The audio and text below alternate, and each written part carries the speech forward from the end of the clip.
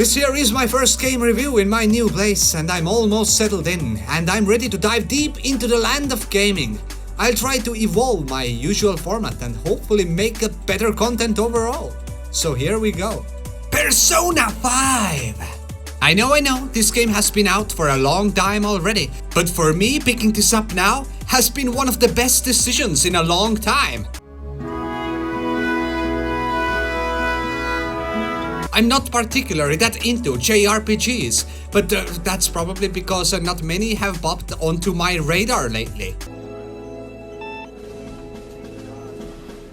Colonel, you better take a look at this radar. Or at all, on that matter. But to be honest, I really feel that Persona 5 has been the culmination of every entry in this franchise. Maybe it's a wrong feeling, but let's get into it, shall we? Let me inform you once more that I've not played any of the previous episodes or releases. So Persona 5 is my first dabble in this universe. So in short, this game is about a group of school kids discovering their power to infiltrate a subconsciousness of dirty-minded adults. Harnessing their powers from their suppressed feelings, they gain supernatural alter egos called personas. Equipped with healing items, weapons and other shit, your team can penetrate the minds of perverts, stalkers and other misbehaving beings. So this is kinda the plot of the plot, otherwise the story goes very deep into relationships and so on. So there is it's not an open world game, although it kinda is, but it surely isn't in the sense of time. I'll explain in a second. Yes, you have several underground tunnels to explore and different parts of the city, but there's only so much you can do in a course of one day. Basically, you are free to explore, but crafting items, forming relationships, learning new things and enjoying leisure activities takes a big portion of your day and moves your day closer to whatever tasks you need to prepare for. So you have a day counter on your upper left corner, and it shows you if it's morning, evening or anything in between, but you can perform different actions on different times of day. So all in all, you need to really use your time wisely here, although there is about 100 hours of gameplay, plus DLCs.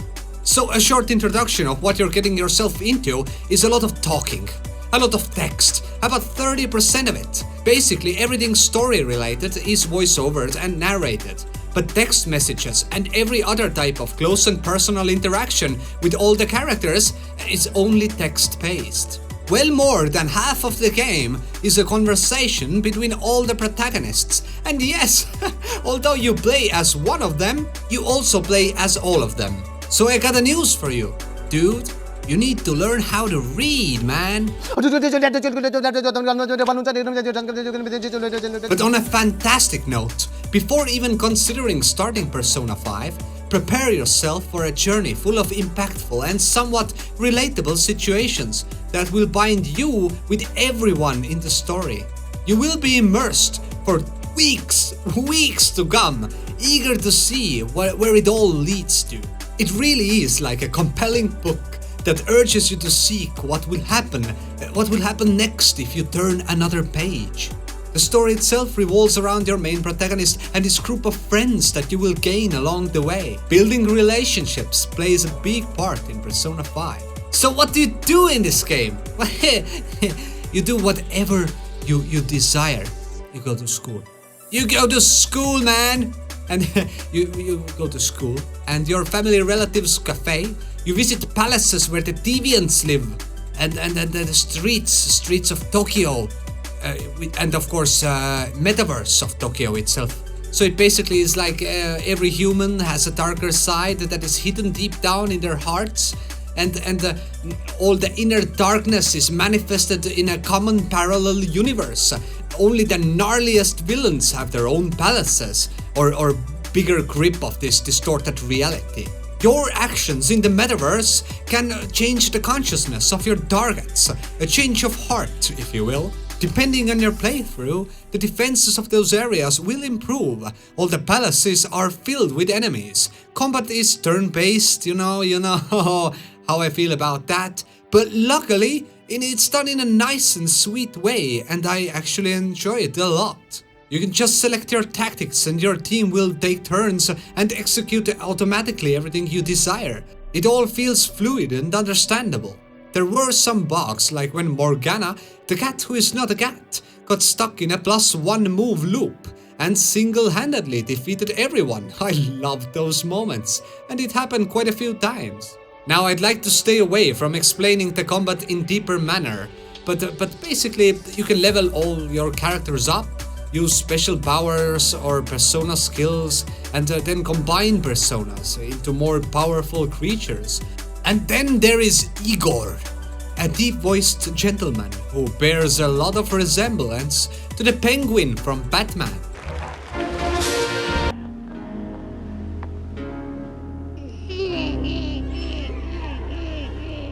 Weirdly enough, some loading screens even have the top hat. Makes you question, is it the Penguin? His English voiceover doesn't match his face at all. Yet another thing for me to look forward to. And every time he speaks, I get mixed feelings. Although he is my favorite person in Persona. He is the mastermind of your rehabilitation and also the entry to people's hearts you've been granted access to. So he's the main man, a bee's knees, a jizz in your jeans, whatever that means. Or geez Louise, it feels like a breeze to shuffle the trees and bend my knees.